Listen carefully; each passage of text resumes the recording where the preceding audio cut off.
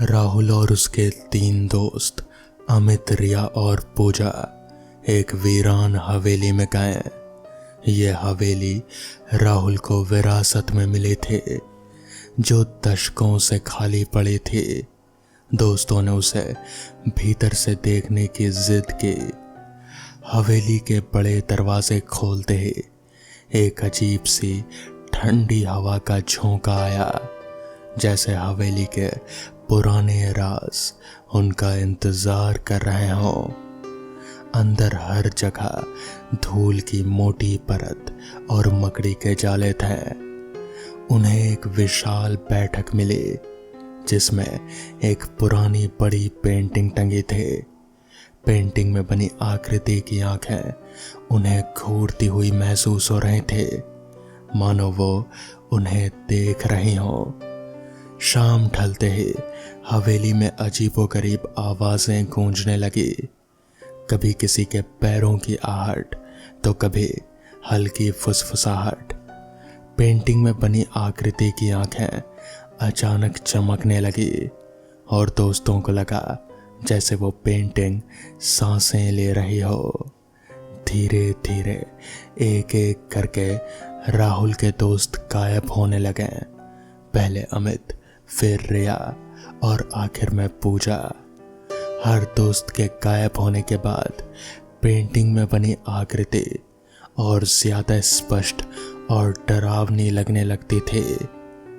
राहुल अकेला रह गया था उस भयावह हवेली में, पेंटिंग की चमकती आंखों के सामने।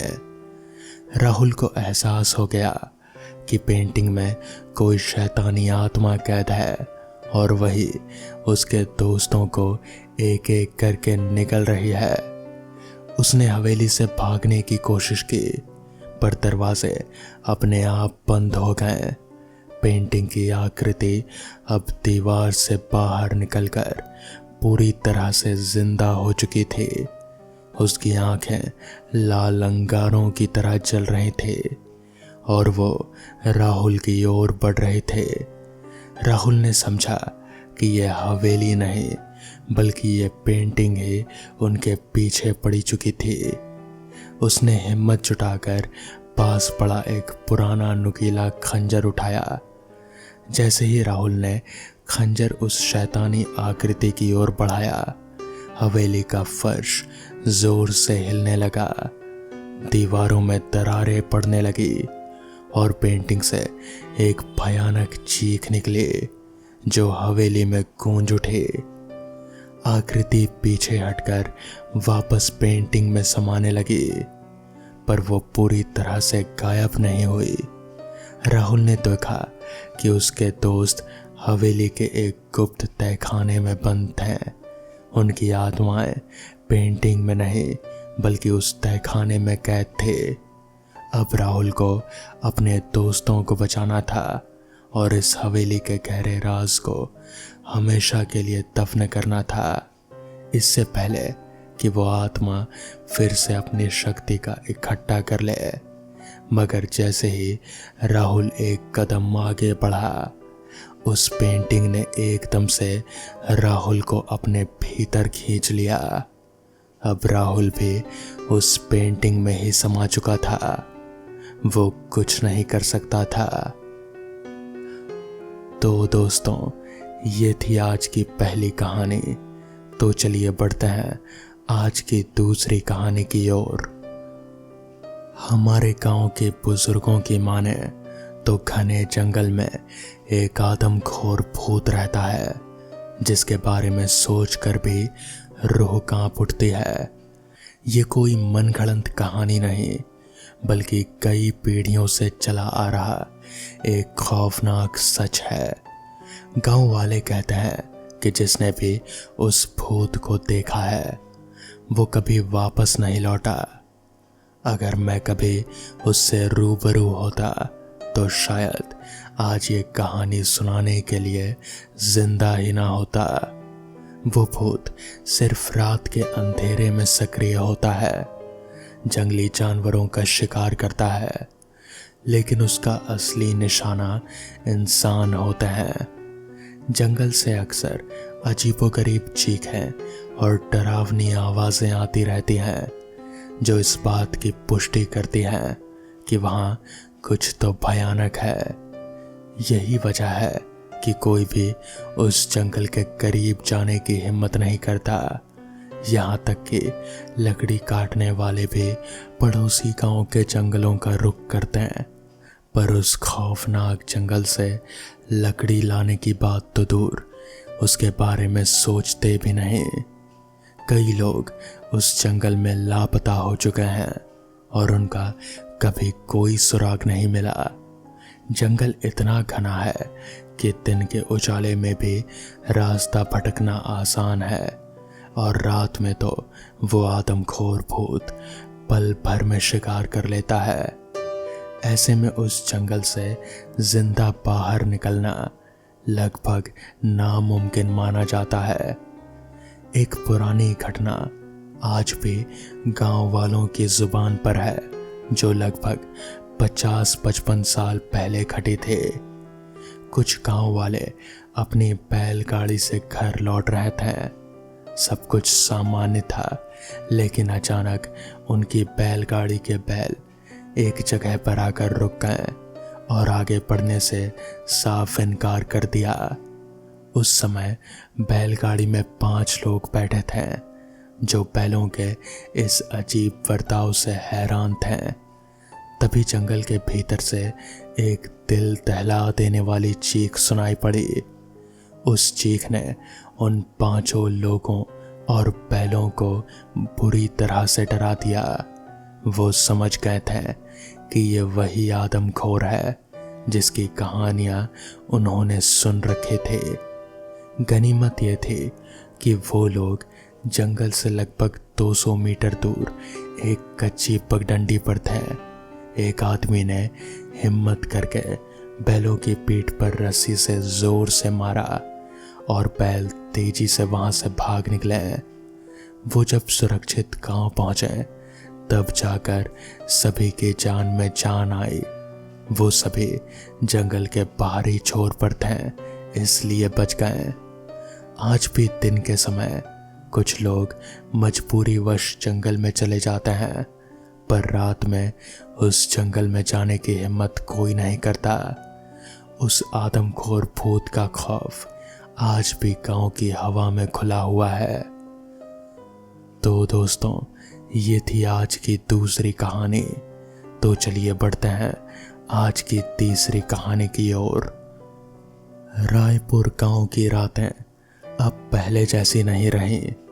हर रविवार या अमावस्या की रात जैसे ही अंधेरा गहराता, गांव की गलियों में छम छम की आवाज गूंजने लगती। ये आवाज किसी पायल की तरह थी, धीमी लेकिन दिल दहला देने वाली। 3 महीने बीत चुके थे।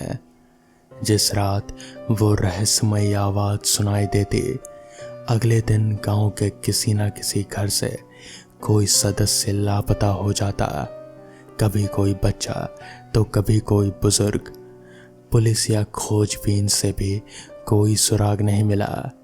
ऐसे लगने लगा मानो वो शख्स कभी था ही नहीं। गांव में अफवाह फैल गई कि कोई चुड़ैल है जो खुले दरवाजों या खिड़कियों से घर में अंदर घुसती है और अपने शिकार को साथ ले जाती है। गर्मियों की रातों में जब लोग लापरवाही से खिड़की खुली छोड़ देते हैं, अगली सुबह उस घर में मातम होता। डर इतना फैल गया कि लोग रात होते ही दरवाजे खिड़कियां बंद करके अपने घरों में दुबक जाते हैं। गांव वीरान सा दिखने लगा, यहाँ तक कि कई लोग गांव छोड़ने का भी मन बना चुके थे। गांव में सरपंच ठाकुर सुरेंद्र सिंह ने जब हालात बिगड़ते देखा, तो उन्होंने तुरंत गांव वालों को बुलाकर कहा, क्या एक छाया से डरकर हम अपनी जिंदगी छोड़ देंगे? हमें इसका सामना करना होगा। हरिया, जिसका बेटा लापता था, वो फूट पड़ा। सरपंच जी, डर से नहीं, मजबूरी से जा रहे हैं। रोज एक नया मातम होता है। अब तो हिम्मत भी जवाब दे गई है। सरपंच ने सबको आश्वासन दिया कि उन्होंने पड़ोस के गांव की जानकी ताई से संपर्क किया है, जो टोने टोटके और तांत्रिक विधा में आत्माओं से संवाद करने में निपुण थे। पूरे गांव को अब बस एक ही आस थी, जानकी ताई। अगली सुबह जानकी ताई गांव पहुंची, काले कपड़ों में, गले में तरह तरह की माला और हाथ में मोर पंख वाला झाड़ू। वो सीधा गांव के पुराने पीपल के पेड़ के नीचे बैठ गई। जब गांव वालों ने पूरी बात बताई तो ताई ने कुछ पल आंखें बंद की और कहा, यह सिर्फ कोई बुरी आत्मा नहीं, ये बदले की आग में जल रही है। एक अत्याचारी आत्मा है, इसे मुक्ति चाहिए, मगर वह आसानी से नहीं मानेगी। उन्होंने हिदायत दी कि पूरे गांव को एक साथ हवन और पूजा करनी होगी और हर घर की स्त्रियां अपने सुहाग की चूड़ियां और सिंदूर एक विशेष चिन्ह के रूप में दरवाजे पर बांधेगी। ये उनकी रक्षा करेगा। पूरे गांव में मशालें जल गई, हवन कुंड सजाया गया। जैसे ही पूजा शुरू हुई, दूर पीपल के पेड़ से एक भयानक साया निकला। उसकी आंखों से खून टपक रहा था, चेहरा विकृत और शरीर से शमशान की बू आ रहे थे। जानकी ताई ने मंत्रों से उसे बांधा और पूछा, तू कौन है और गांव वालों को क्यों परेशान कर रही है?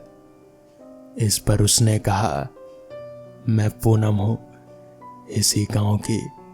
मुझे निसंतान होने की वजह से तांत्रिक के बताए उपाय करने पड़े। एक रात मैं पीपल के पेड़ के नीचे दिया जला रहे थे। गांव वालों ने मुझे डायन समझकर मार डाला। इनके कहने पर सबकी नजर सरपंच पर गई। उन्होंने झुके सिर से कबूल किया, हमसे बहुत बड़ी गलती हो गई थी। तो इस पर पूनम बोली, मैंने जिनको मारा उन्हें छोड़ा नहीं, लेकिन मेरा गुस्सा अब भी अधूरा है। सरपंच, तेरा हिसाब बाकी है। जानकी ताई ने गांव वालों को पीछे हटने का आदेश दिया, लेकिन तभी सरपंच खुद आगे बढ़े। अगर मेरी जान से तू शांत हो सकती है तो ले ले, पर बाकी गांव वालों को माफ कर दे। चुड़ैल कुछ पल चुप रही और फिर उसकी आंखों से आंसू बह निकले। तेरा पछतावा देखकर अब मेरी आत्मा को शांति मिल रही है, मुझे मुक्त कर दो। जानकी ताई ने विशेष मंत्रों के साथ पूजा संपन्न की। वो भूतिया छाया धीरे धीरे धुएं में विलीन हो गया। पीपल के नीचे से रोशनी की एक किरण फूटी और रात फिर सामान्य हो गई। उस दिन के बाद रायपुर गांव में फिर कभी छमछम की आवाज नहीं गूंजी। गांव में शांति लौट आई, लेकिन हर घर के दरवाजे पर चूड़ियों और सिंदूर का वो प्रतीक आज भी लटका है, एक फूल की याद और चेतावनी के रूप में। तो दोस्तों, ये थी आज की तीसरी कहानी। तो चलिए बढ़ते हैं आज की आखिरी कहानी की ओर। साहब, वो घर तो बहुत दिनों से खाली पड़ा है और उस घर में कोई भी रहना नहीं चाहता। सुना जाता है कि एक औरत ने उस घर में फांसी लगा ली थी और उस घर में उसी की आत्मा का वास है। तुम ये क्या फिजूल की बातें कर रहे हो? बंद करो इसे। आत्मा वात्मा कुछ नहीं होता। राघव ने टैक्सी ड्राइवर को डपटते हुए कहा। राघव का पिछले हफ्ता ही माला गांव में तबादला हुआ था। पूरे हफ्ते नया घर तलाशने के बाद एक ही घर उसे मिला था जो कि बिकाऊ था, तो उसने जल्द ही वो घर खरीद लिया। वो अपनी बीवी और 2 बच्चों के साथ उसी घर में शिफ्ट होने जा रहा था। राघव का 9 साल का बेटा साहिल और 8 साल की बेटी डॉली पीछे की सीट पर बैठे ड्राइवर की बातों को ध्यान से सुन रहे थे। थोड़ी देर बाद डॉली ने सुनीता से पूछा, मम्मी क्या सच में भूत होता है? राघव की बीवी सुनीता भी उन्हीं बच्चों के साथ पीछे सीट पर बैठी हुई थी। सुनीता ने दोनों बच्चों को समझाते हुए कहा, नहीं बच्चों, भूत वूत कुछ नहीं होता, अंकल तो बस कहानी सुना रहे थे। राघव ने एक बार फिर ड्राइवर से कहा, ये सब कहानियां बनाना बंद करो, बच्चे डर जाते हैं। साहब, मैंने जो बातें सुनी थी वो आपको बता दी, अब आगे आपकी मर्जी। ड्राइवर ने राघव से कहा। शाम का समय हो गया था, सूरज ढलने को था, लेकिन अभी भी हल्की सी धूप खिले थे। राघव ने ड्राइवर से पूछा, अभी और कितना वक्त लगेगा? बस पहुंच ही गए साहब, ड्राइवर ने जवाब दिया। थोड़ा और आगे जाने के बाद एकाएक ड्राइवर ने टैक्सी रोक दी। लो साहब, आ गई आपकी मंजिल। राघव ने टैक्सी से नीचे उतर कर देखा तो ड्राइवर ने टैक्सी को लगभग 100 मीटर पहले ही रोक दिया था। राघव ने ड्राइवर से पूछा, तुमने टैक्सी पहले ही क्यों रोक दी? अभी थोड़ा और आगे चलो। साहब, अब मैं और आगे नहीं जाऊंगा, भले ही आप मेरे पैसे काट लो। शाम के समय यहाँ कोई नहीं आता। राघव ने उससे ज्यादा बहस नहीं की और उसका किराया दे दिया। ड्राइवर ने उनके दोनों बैग छत से उतार दिए और टैक्सी मोड़कर फिर से वापस चला गया। सड़क बिल्कुल सुनसान हो गई, दूर दूर तक कोई भी नजर नहीं आ रहा था। सूरज भी डूब चुका था। राघव और सुनीता दोनों ने एक एक बैग उठा लिए, फिर दोनों अपने नए घर की ओर बढ़ने लगे। थोड़ी ही देर में वो मेन गेट पर पहुंचे। गेट पर जंग खाया हुआ एक पुराना ताला लटक रहा था। तभी ना जाने वहां पर उनके पास एक बूढ़ी औरत आ पहुंची, हाथ में लाठी लिए। उसके बाल उलझे से थे, चेहरे पर काफी झुर्रियां पड़ी हुई थे। लगभग 90 साल की होगी वो। उस बूढ़ी औरत ने उनसे पूछा, तुम लोग यहाँ क्या कर रहे हो? राघव ने उसे बताया, हम लोग तो इस घर में रहने के लिए आए हैं। उस बूढ़ी औरत ने जैसे ही ये बात सुनी, वो जोर जोर से कहने लगी, लौट जाओ यहाँ से, लौट जाओ, वो किसी को नहीं छोड़ेगी। यहाँ जो भी आता है वो जिंदा वापस लौट कर नहीं जाता। तो तुम सब मरोगे, लौट जाओ यहाँ से, लौट जाओ। तभी उस घर का चौकीदार राम सिंह वहां आ गया और उसने उस बूढ़ी औरत को वहां से भगाते हुए कहा, चल बुढ़िया, निकल जा यहाँ से, भाग, कुछ भी बकती रहती है, पागल कहीं की। साहब, इसकी बातों पर ध्यान मत दीजिए, ये तो पागल बुढ़िया है, कुछ भी बकती रहती है, आप घर में चलिए। राम सिंह ने जंग लगी सरियों से बने गेट पर लटक रहे ताले को खोलते हुए कहा। दरअसल राम सिंह ही उस घर की देखभाल करता था और वो माली का भी काम करता था। राम सिंह ने गेट खोला। घर काफी पुराना लग रहा था। धूल की परतों से सारा घर ढका हुआ था। उस घर के आसपास कोई दूसरा घर भी नहीं था। दूर दूर तक बस जंगल ही जंगल था। राम सिंह ने दोनों बैग अपने हाथों में उठा लिए और अंदर जाकर घर का दरवाजा खोल दिया। राम सिंह घर में चला गया। पीछे पीछे वो चारों लोग भी अंदर चले गए। घर के अंदर उनकी आवाजें गूंज रहे थे। सारे घर को मकड़ियों ने अपना घर बना रखा था। राम सिंह ने फिर उनको उनका कमरा दिखाया जो कि ऊपर वाले फ्लोर पर था। उसने जैसे ही गेट खोला वैसे ही फर्र से 2 कबूतर कमरे से बाहर उड़ गए। सारा सामान बिखरा पड़ा था। पूरे कमरे में धूल की चादर बिछे थे। राम सिंह ने बैग उनके कमरे में रख दिया और उनसे कहा, साहब, आप लोग अपना सामान सजा लीजिए, मैं तब तक कुछ खाने का इंतज़ाम करता हूँ। राम सिंह चला गया।